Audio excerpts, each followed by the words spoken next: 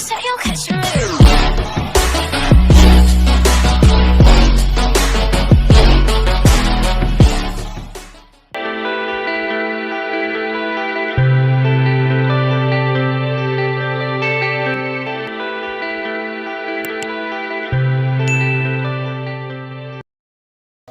नमस्कार। चक्रवृद्धि ब्याज से संबंधित आपको चक्रवृद्धि ब्याज याद करना, मिश्र धन याद करना समझ में आ गया है।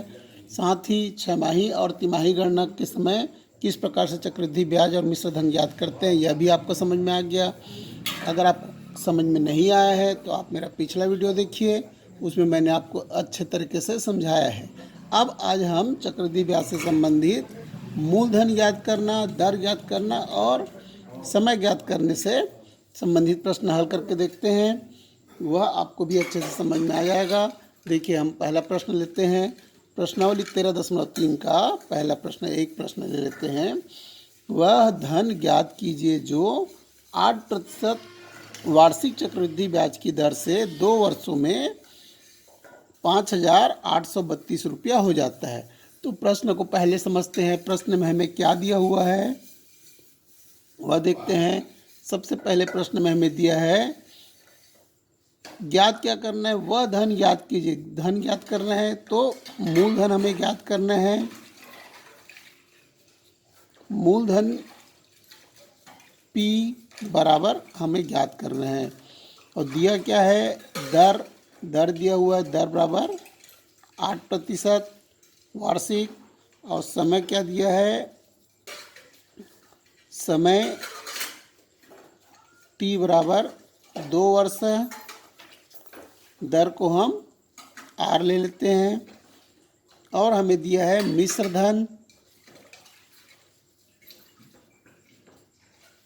मिश्र धन A बराबर 5,832 रुपये, क्योंकि प्रश्न एक कहता है कि चक्रवृद्धि ब्याज की दर से 2 वर्षों में 5,832 रुपये हो जाता है। वह धन, कोई धन, मूलधन चक्रवृद्धि ब्याज लगाने पर 5,832 रुपये हो जाता है।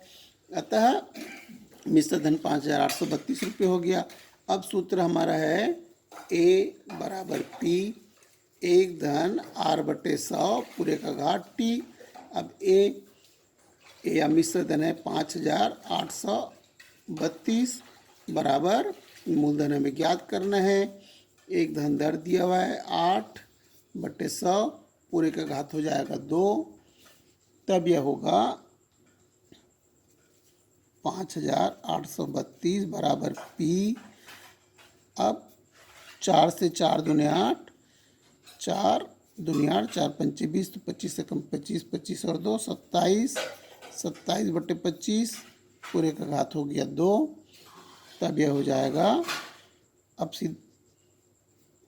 5,832 बराबर P गुना हो जाएगा 27 गुना 27/25 गुना 25, ऐसा हो जाएगा। तब पक्षांतर कर देंगे तो यह हो जाएगा 5,832 गुना 25 गुना 25/27 गुना 27 बराबर P। अब इसको काटेंगे। काटने पर क्या होगा, 3 का पहाड़ा पढ़ेंगे। 3 नियम 27, 3 से 3 एकम 3, यहाँ 2 बचा। 3 नियम 27, 1, 3 चौक 12, 3 चौक 12, पुनः 3 से 3 तिया 9, 3 छक्के 18, बच गया 1, 3 चौक 12, बच गया 2, 3 अट्ठे 24, पुनः 3 से 3 दूनी 6, 3 एकम 3, 3 छक्के 18। अब इसको 3 से काटेंगे। 3 नियम 27, 3 सत्ते 21, 3 दूनी 6, 9 एकम 9 अट्ठे 72, 9 से सीधा काट देते हैं। तब क्या हो जाएगा, P बराबर 8 गुना 25 गुना 25 बराबर, इसको जब गुना करेंगे तब यह हो जाएगा 25 गुणित 25 625 गुना 8, तो 8 पंचे 40, बच गया 4, 8 दूनी 16, 16 4 20, बच गया 2, 8 छक्के 48 और 2 50, 5,000 रुपये हो जाएगा। अतः मूलधन क्या हुआ, अतः वह धन 5,000 रुपये होगा, जिसे 2 वर्ष की चक्रवृद्धि ब्याज की 2 वर्षों में 8 वर्ष की चक्रवृद्धि ब्याज की दर से 5,832 रुपये हो जाता है। तो इस प्रकार धन ज्ञात करना आपको समझ में आ गया होगा। अब हम देखते हैं प्रश्नावली 13.3 से ही एक और सवाल लेते हैं। यह है दूसरे सवाल एक ले लेते हैं। 3,200 रुपये पर 12% वार्षिक ब्याज की दर से 2 वर्ष के लिए साधारण ब्याज एवं चक्रवृद्धि ब्याज का अंतर ज्ञात कीजिए। आपको साधारण ब्याज अच्छा समझ में आ गया, चक्रवृद्धि ब्याज भी समझ में आ गया। अब दोनों के बीच में अंतर कैसे ज्ञात करेंगे, यह हम आपको बताते हैं आज। तो हल है, तो सबसे पहले हमें क्या दिया गया, मूलधन दिया हुआ है। तो मूलधन P बराबर दिया है 3,200 रुपये और दर R बराबर दिया है 12%, समय T बराबर दिया है 2 वर्ष। अब यहाँ पर हमें साधारण ब्याज और चक्रवृद्धि ब्याज का अंतर ज्ञात करना है। तो सबसे पहले हम साधारण ब्याज बराबर ज्ञात कर लेंगे और चक्रवृद्धि ब्याज ज्ञात कर लेंगे, फिर दोनों का अंतर ज्ञात करेंगे। तो साधारण ब्याज का सूत्र क्या होता है,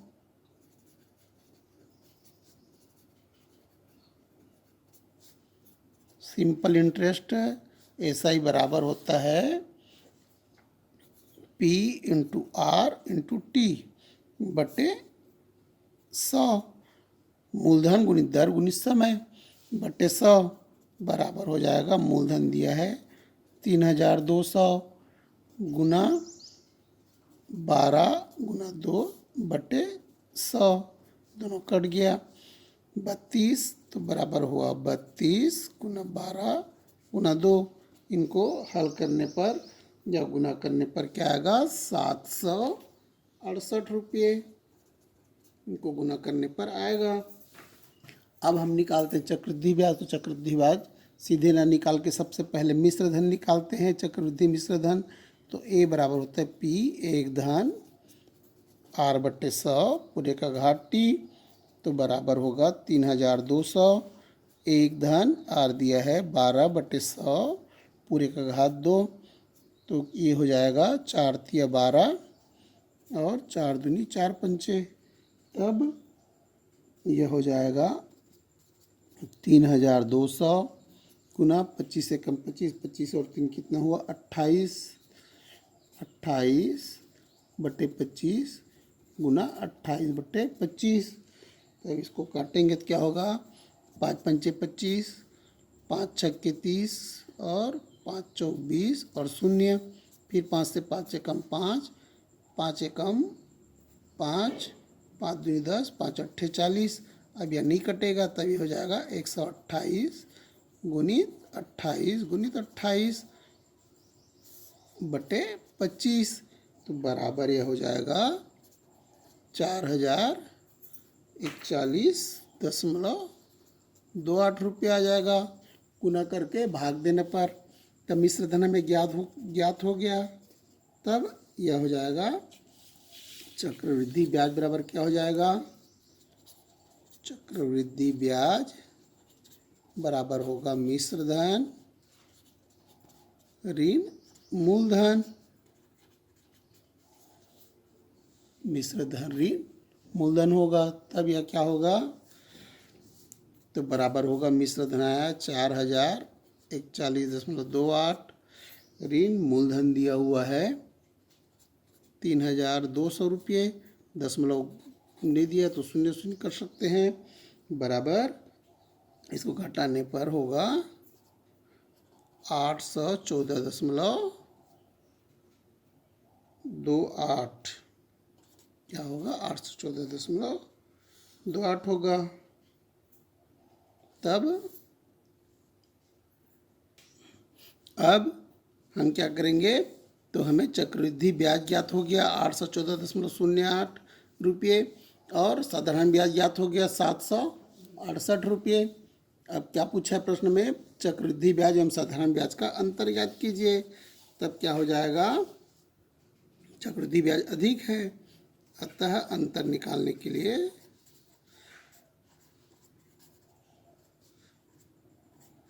चक्रवृद्धि ब्याज ऋण साधारण ब्याज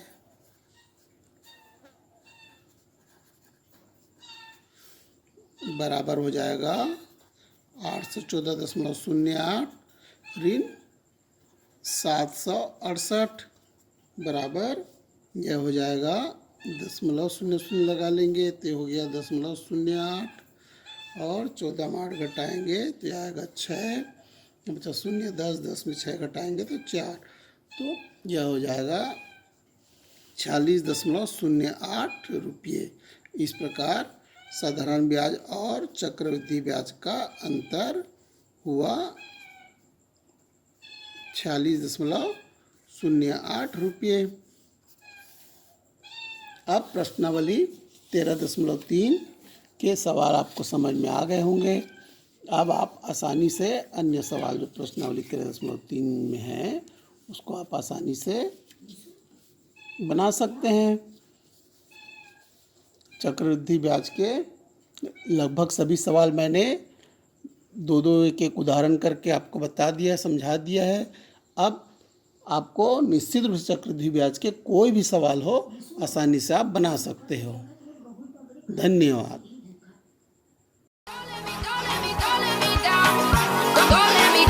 Don't let me down.